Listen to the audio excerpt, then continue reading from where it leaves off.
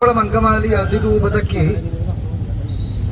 ഈ കേന്ദ്രത്തിലേക്ക് ഈ പ്രതിഷേധ മാർച്ച് സംഘടിപ്പിക്കുമ്പോൾ എറണാകുളം അങ്കമാലി അതിരൂപത നേതൃത്വം ഒരിക്കലും വിചാരിക്കരുത് ഇത് നിങ്ങളെ തകർക്കാൻ വേണ്ടി നടക്കുന്ന സമരമാണെന്ന്. ഞാൻ ഇന്നലെ ഒരു വീഡിയോ കണ്ടിരുന്നു. ആ വീഡിയോ ബംഗാളിലെ ഒഴിഞ്ഞു കിടക്കുന്ന ഒരു CPM-ന്റെ വളരെ പ്രധാനപ്പെട്ട ഒരു കേന്ദ്രത്തെ ആണ് ആ വീഡിയോയിൽ ഞാൻ കണ്ടത്. അതൊരു ചാനൽ കാണിച്ചു തന്നതാണ്. 33 വർഷം ഭരിച്ചതിന് ശേഷം തെരഞ്ഞെടുപ്പിന്റെ തൊട്ട് തലേന്നും കാലിയായിരിക്കുന്ന ഒരു ആ പ്രസ്ഥാനത്തിന്റെ കമ്മ്യൂണിസ്റ്റ് പ്രസ്ഥാനത്തിന്റെ പ്രധാനപ്പെട്ട കേന്ദ്രം. ഈ കമ്മ്യൂണിസ്റ്റ് പ്രസ്ഥാനത്തിനും കത്തോലിക്ക സഭയ്ക്കും വളരെ പ്രധാനപ്പെട്ട ഒരു അടുപ്പമുണ്ട്. എവിടെയെങ്കിലും എന്തെങ്കിലും അത് ഇല്ലാതായാൽ അത് എന്നേക്കും ഇല്ലാതാവുന്നു എന്നുള്ളതാണ് പ്രതിഭാസം. ലോകമെമ്പാടുമുള്ള പ്രതിഭാസമാണ്. പ്രിയപ്പെട്ട എന്റെ ബിഷപ്പ് പാമ്പ്ലാനി, ബിഷപ്പ് റാഫേൽ തട്ടിൽ, അതിരൂപത വൈദിക സമൂഹമേ, നിങ്ങളൊന്ന് ആലോചിക്കണം. ഈ നഴ്സുമാർ ഈ സമരം നടത്തുമ്പോൾ ഒരുപക്ഷെ നമ്മുടെ മുമ്പിൽ ജനങ്ങളുണ്ട്, നമ്മുടെ മുമ്പിൽ ഒരുപാട് പണമുണ്ട്, ഒരുപാട് സ്ഥാപനങ്ങളുണ്ട്. പക്ഷേ ഈ നഴ്സുമാരുടെ നിലവിളിക്ക് നിങ്ങൾക്ക് കാതോർക്കാൻ പറ്റില്ലെങ്കിൽ ഒരുപക്ഷെ 10, 15, 20 വർഷത്തിന് ശേഷം എങ്ങനെയാണോ ബംഗാളിൽ കമ്മ്യൂണിസ്റ്റ് പ്രസ്ഥാനം ആളും അർത്ഥവുമില്ല, ആളില്ലാതെ നിർജീവമായ പ്രദേശങ്ങളായിട്ട് മാറിയത്, അതുപോലെ നിർജീവമായ പ്രദേശങ്ങളായിട്ട് മാറും എന്നുള്ള കാര്യത്തിൽ എനിക്ക് യാതൊരു സംശയവുമില്ല. കാരണം യൂറോപ്പിൽ നിങ്ങളൊന്ന് പരിശോധിക്കണം. യൂറോപ്പിൽ കത്തോലിക്ക സഭയിൽ നമ്മുടെ സുറിയാനി ക്രിസ്ത്യാനികൾ ചെന്ന് ചേരുന്ന ഇടങ്ങളിൽ അവിടുത്തെ പള്ളികളിൽ ആളുണ്ട്. പക്ഷേ യൂറോപ്പിലെ കത്തോലിക്ക സഭയ്ക്ക് എന്തു പറ്റി? അത് ഇവർ ചോദിക്കുന്ന പോലുള്ള ചോദ്യങ്ങൾ കത്തോലിക്ക സഭയോട് നിരന്തരം അവിടുത്തെ ചെറുപ്പക്കാർ, അവിടുത്തെ സാധാരണക്കാർ ചോദിക്കുന്നുണ്ടായിരുന്നു. അവർക്ക് ഉത്തരമുണ്ടായിരുന്നു. അതിനെ അവഗണിച്ചു. ഞാനൊന്ന് ചോദിക്കട്ടെ, ഞാൻ ഈ വിഷയം പരിഹരിക്കുന്നതിന് പല വൈദികരോട് സംസാരിച്ചപ്പോൾ അവർ പറയുമ്പോൾ ചില വൈദികർ എതിരാണ്, ഒരിക്കൽ അല്ലെങ്കിൽ പാലക്കിപ്പള്ളി എതിരാണ്, അല്ലെങ്കിൽ വൈക്കത്ത് പറമ്പിലെതിരാണ്. എനിക്ക് വൈദിക സമൂഹത്തോട് ചോദിക്കാനുള്ളത്, ഈ പാലക്കിപ്പള്ളിയും ഈ വൈക്കത്ത് പറമ്പിലാണോ എറണാകുളം രൂപതയെ നയിക്കുന്നത്? ഈ പാലക്കിപ്പള്ളിയും വൈക്കത്ത് പറമ്പിലാണോ ഈ എറണാകുളം രൂപതയെ നയിക്കുന്നത്? അങ്ങനെയാണെങ്കിൽ ഞാൻ ചോദിക്കട്ടെ, എനിക്ക് ബഹുമാനപ്പെട്ട ബിഷപ്പ് കർദിനാൾ ആലഞ്ചേരിയോട് എനിക്ക് സഹതാപമുണ്ട്, അനുകമ്പ തോന്നുന്നു. കാരണം അദ്ദേഹം അങ്ങനെ ഏകാധിപത്യപരമായ ഒരു സംവിധാനത്തിൽ ഒരാൾക്കെല്ലാം നിശ്ചയിക്കാൻ കഴിയുന്ന ഒരു പ്രസ്ഥാനത്തിനകത്താണ് അദ്ദേഹത്തിന് അത്തരത്തിലുള്ള തെറ്റ് സംഭവിച്ചത്. അങ്ങനെയാണെങ്കിൽ അക്കാലവും ഇക്കാലവും തമ്മിൽ യാതൊരു വ്യത്യാസവും ഇല്ലല്ലോ. ഒരാൾക്ക് ഇവിടുത്തെ സ്ഥാപനങ്ങളെ, ഈ അതിരൂപതയെ നിയന്ത്രിക്കാൻ പറ്റുമെങ്കിൽ പിന്നെ അന്നത്തെ കാലവും ഇന്നത്തെ കാലവും തമ്മിലുള്ള വ്യത്യാസം എന്താണ്? അതിന് നിങ്ങൾ ഉത്തരം പറയണം. ഒന്നോർക്കണം, എനിക്ക് ഇവിടുത്തെ അതിരൂപത 480ഓളം വൈദികരോടാണ് എനിക്ക് സംസാരിക്കാനുള്ളത്. 1, 2 വ്യക്തികളോടല്ല, ഒരു ബിഷപ്പിനോടല്ല. നിങ്ങൾ ആലോചിക്കണം, ഒരു കർദിനാളും സംഘവും ഈ രൂപതയുടെ പ്രധാനപ്പെട്ട ഭൂസ്വത്തുക്കൾ അടിച്ചു മാറ്റിയപ്പോൾ അതിനെ അഡ്രസ് ചെയ്യാൻ, അതിനെ നേരിടാൻ ഇവിടെ ഒരു ചെറിയ ന്യൂനപക്ഷം മാത്രമേ ഉണ്ടായിരുന്നുള്ളൂ. ആ ന്യൂനപക്ഷമാണ് അതിന്റെ രേഖകൾ കണ്ടെത്തിയത്, അത് പഠിച്ചത്, അത് തെളിവ് സഹിതം ഈ ലോകത്തിന് മുമ്പിൽ, ബിഷപ്പുമാരുടെ മുമ്പിൽ, ജനങ്ങളുടെ മുമ്പിൽ കാണിച്ചത്. അന്ന് ഇവിടുത്തെ മഹാഭൂരിപക്ഷം വരുന്ന ജനങ്ങൾ ഈ ന്യൂനപക്ഷത്തിന്റെ കൂടെ ഉണ്ടായിരുന്നില്ല. അതുകൊണ്ട് തന്നെ ആ സമരം കഴിഞ്ഞ് കുർബാന വിഷയം കഴിഞ്ഞപ്പോൾ 34 രൂപതകളും ഒറ്റക്കെട്ടായി, 33 രൂപതകളും ഒറ്റക്കെട്ടായിട്ട് നിൽക്കുന്നു. എറണാകുളം അങ്കമാലി അതിരൂപത ഒറ്റയ്ക്ക് നിൽക്കുന്നു. ഈ രൂപതയെ സംബന്ധിച്ച് ഞാൻ ഒരുപാട് സ്ഥലങ്ങളിൽ പറയാറുണ്ട്. എന്നെ പോലൊരു മനുഷ്യർക്ക് 2 മെത്രാന്മാരെ സ്ഥാനഭ്രഷ്ടമാക്കുന്ന ആ സമരത്തിന്റെ മുമ്പിൽ നിന്നിട്ട് ഈ കത്തോലിക്ക സഭയുടെ ഉള്ളിൽ നിൽക്കാൻ എനിക്ക് കഴിയുന്നത് എറണാകുളം അങ്കമാലി അതിരൂപതയിൽ അംഗമായതുകൊണ്ടാണ് എന്ന് ഞാൻ എവിടെയും പറയാറുണ്ട്. പക്ഷേ ഇന്ന് ഞാൻ തിരുത്തി പറയണോ എന്നുള്ള കാര്യത്തിൽ സംശയം ചോദിക്കുകയാണ്. കാരണം ഈ നഴ്സുമാരുടെ സമരം നമ്മുടെ വൈദിക സമൂഹത്തിനെതിരെ വളരെ വ്യക്തമായ ചോദ്യങ്ങൾ ചോദിക്കുന്നുണ്ട്. നിങ്ങൾ ഒറ്റയ്ക്ക് നിൽക്കാൻ, ഒറ്റയ്ക്ക് പോരാടാൻ ധൈര്യം കാണിച്ച മനുഷ്യനാണല്ലോ, നീതിക്ക് വേണ്ടി കേണ മനുഷ്യനാണല്ലോ, നീതിക്ക് വേണ്ടി പോരാടിയ മനുഷ്യനാണല്ലോ, നീതിക്ക് വേണ്ടി ചോദ്യങ്ങൾ ചോദിച്ചുകൊണ്ടിരിക്കുന്ന മനുഷ്യനാണല്ലോ. ഞങ്ങളുടെ ചോദ്യങ്ങൾക്ക് ഉത്തരം നൽകാൻ നിങ്ങൾക്ക് എന്തുകൊണ്ടാണ് കഴിയാത്തത്? ഈ കുർബാന വിഷയത്തിലും ഈ ഭൂമിക്കച്ചറ വിഷയത്തിലും ആയിരക്കണക്കിന് ജനങ്ങളെ നീ തെരുവിലിറക്കി. ആയിരക്കണക്കിന് ജനങ്ങളെ തെരുവിലിറക്കി.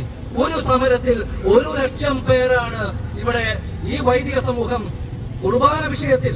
ഞാനൊന്ന് ചോദിക്കട്ടെ, കുർബാന വിഷയം, കുർബാനയിൽ പങ്കെടുക്കുന്ന സാധാരണ മനുഷ്യർ കണ്ണടച്ച് പ്രാർത്ഥിക്കാൻ തീരുമാനിച്ചാൽ പിന്നെ അവർക്ക് പ്രശ്നമുണ്ടോ? തിരിയുന്നത് വൈദിക സമൂഹമല്ലേ?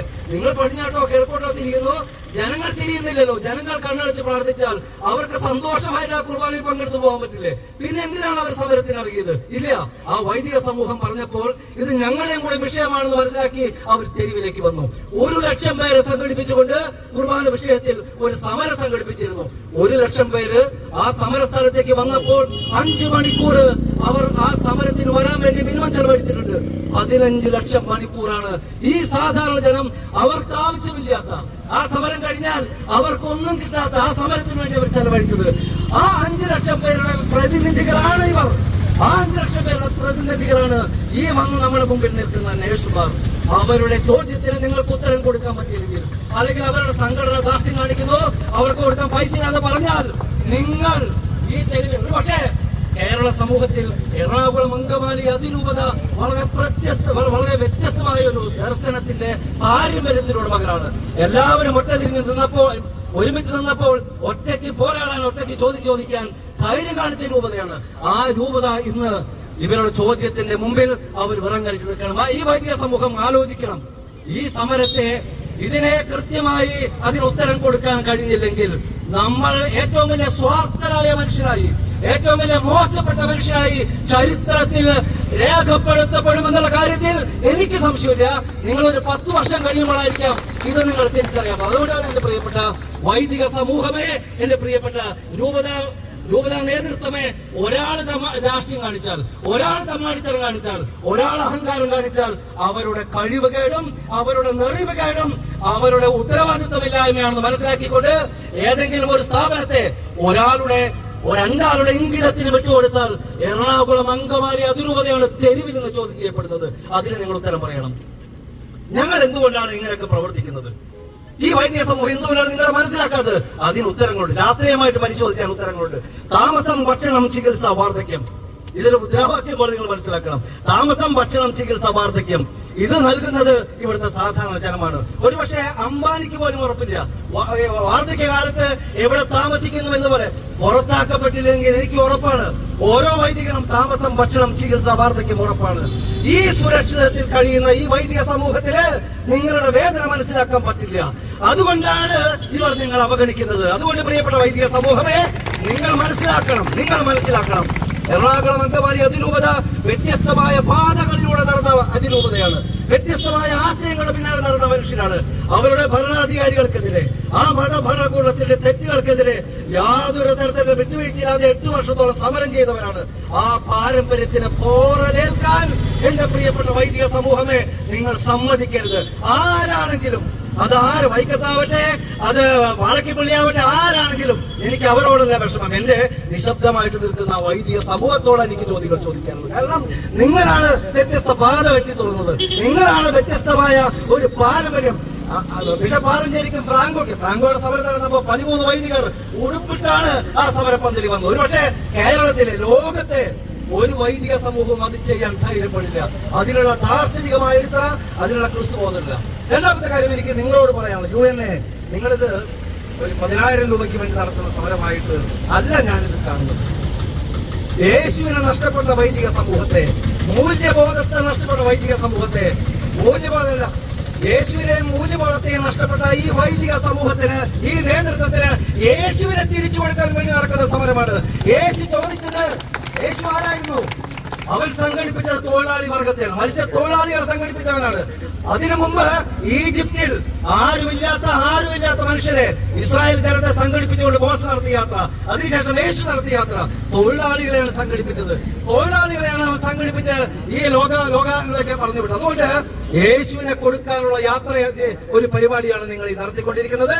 മൂന്നാമത്തെ കാര്യം, ഈ UNA ഉണ്ടാകുന്നതിന് മുമ്പ് ഈ നിങ്ങൾ നിങ്ങളുടെ മുദ്രാവാക്യത്തിൽ പറഞ്ഞ പോലെ അടിമകളല്ല, നിങ്ങൾ അടിമകളായിരുന്നു എന്നുള്ള കാര്യം മറക്കരുത്. നിങ്ങൾക്ക് വേണ്ടി സംസാരിക്കാൻ, നിങ്ങൾക്ക് വേണ്ടി ചോദിക്കാൻ, നിങ്ങൾക്ക് വേണ്ടി വാദിക്കാൻ ഇവിടെ ഒരാളുണ്ടായിരുന്നില്ല. ഞാനൊന്ന് ചോദിക്കട്ടെ, ഇവിടുത്തെ രാഷ്ട്രീയ പ്രസ്ഥാനങ്ങൾ, ഇവിടെ എല്ലാ രാഷ്ട്രീയ പ്രസ്ഥാനങ്ങൾക്ക് തൊഴിലാളി സംഘടനയുണ്ട്.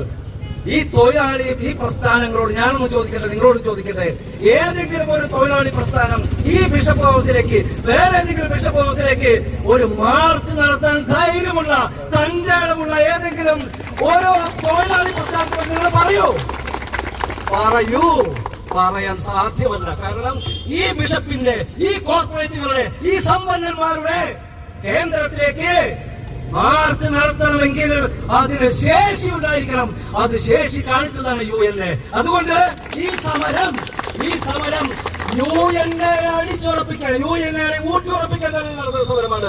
UNA ഇല്ലെങ്കിൽ നിങ്ങൾ അടിമകളായിരിക്കും, എക്കാലവും അടിമകളായി, എക്കാലവും അടിമട്ടത്തിൽ ഉറച്ചു നിന്നുകൊണ്ട് നിങ്ങൾ പണിയെടുക്കേണ്ടി വരും. അതുകൊണ്ട് ഈ സമരം വെറും 10,000 രൂപയ്ക്കോ 15,000 രൂപയ്ക്കോ നടത്തുന്ന സമരമല്ല. ഇത് UNA പോലത്തെ പ്രസ്ഥാനത്തെ അടുത്ത തലമുറയ്ക്ക്, നിങ്ങൾക്ക് മുമ്പുണ്ടായിരുന്ന ഒരുപാട് തലമുറകൾ അത് ചോദിക്കാനും പറയാനും ആളില്ലാതെ അടിമപ്പണി ചെയ്ത് കടന്നുപോയി. അവരങ്ങനെ അടിമപ്പണി ചെയ്തുകൊണ്ടാണ് എല്ലാ ഹോസ്പിറ്റലും ഉണ്ടായത്. അവരങ്ങനെ അടിമപ്പണി ചെയ്തുകൊണ്ടാണ് ലിസി ഹോസ്പിറ്റൽ ഉണ്ടായത്. ഇന്നത്തെ ഈ ഡയറക്ടർമാരുടെ നേതൃത്വം അന്ന് പണിയെടുത്ത മനുഷ്യരെ പറ്റി ഓർക്കുന്നില്ല. എന്തിനാണ് എല്ലാ ഹോസ്പിറ്റലും ഉണ്ടായത്? എന്തിനാണ് ലിസി ഹോസ്പിറ്റൽ ഉണ്ടായത്? ഇവിടുത്തെ പാവപ്പെട്ടവനെ, ദരിദ്രനെ സംരക്ഷിക്കാൻ, ചികിത്സിക്കാൻ വേണ്ടിയിട്ടാണ്. അതുകൊണ്ട് എന്തിനാണ് ചികിത്സിക്കുന്നത്? യേശു 3 വർഷം യേശുവിന്റെ പരസ്യ ജീവിത കാലത്ത് ഒരുപാട് പേരെ സുഖപ്പെടുത്തി.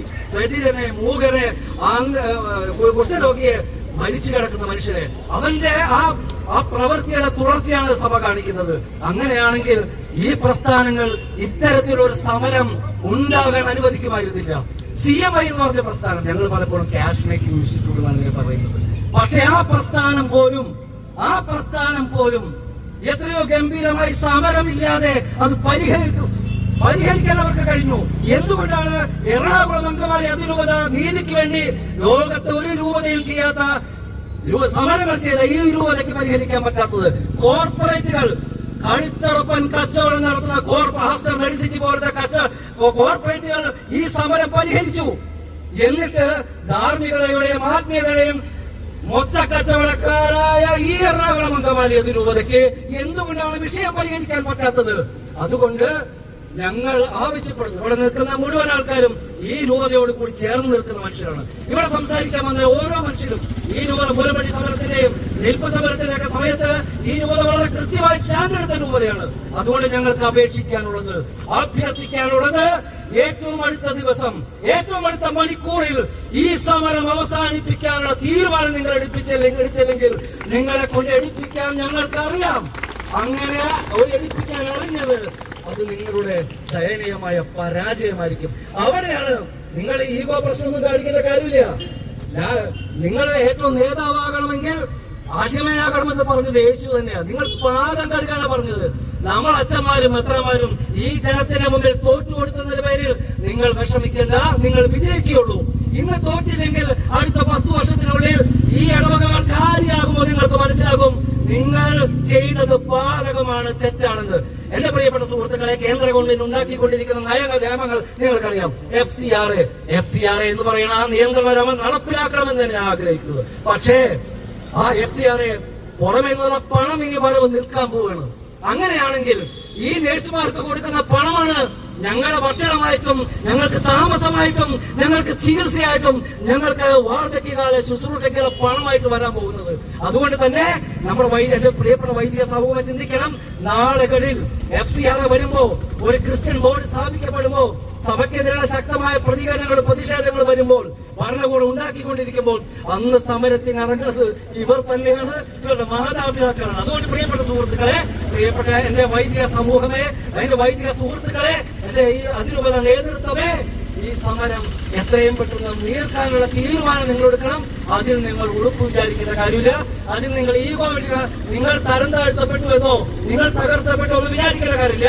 അവർ ഏറ്റവും ഉത്തരവാദിത്തമുള്ള മനുഷ്യരായി തന്നെ ആ സ്ഥാപനത്തിൽ ജോലി ചെയ്യുമെന്ന് എനിക്ക് ഉറപ്പാണ്, അവർക്ക് ഉറപ്പാണ്. അതുകൊണ്ട് എത്രയും പെട്ടെന്ന് ഈ സമരം തീർക്കാനുള്ള തീരുമാനം എറണാകുളം അങ്കമാലി അതിരൂപതയിലെ വൈദിക സമൂഹം, അവരാണ് വ്യത്യസ്തമായ വൈദിക സമൂഹം. എനിക്ക് പ്രതീക്ഷയുണ്ട് അത് എത്രയും പെട്ടെന്ന് തീർക്കുമെന്ന്. അത് തീർക്കാനുള്ള എല്ലാ ഉത്തരവാദിത്വം ഈ വൈദിക സമൂഹം ഏറ്റെടുക്കണമെന്ന് മാത്രം പറഞ്ഞുകൊണ്ട് ഈ മാർച്ചിന് വൈദിക സമൂഹത്തെ മനുഷ്യരാക്കുന്നതിന്, കാരുണ്യമുള്ളവരാക്കി തീർക്കുന്നതിന്, യേശുവിനാൽ നിറയ്ക്കുന്നതിന് നടക്കുന്ന സമരമാണിത്. ആ സമരത്തിന് അഭിവാദ്യങ്ങൾ അർപ്പിച്ചുകൊണ്ട് എന്റെ വാക്കുകൾ ഉപസംഹരിക്കുന്നു.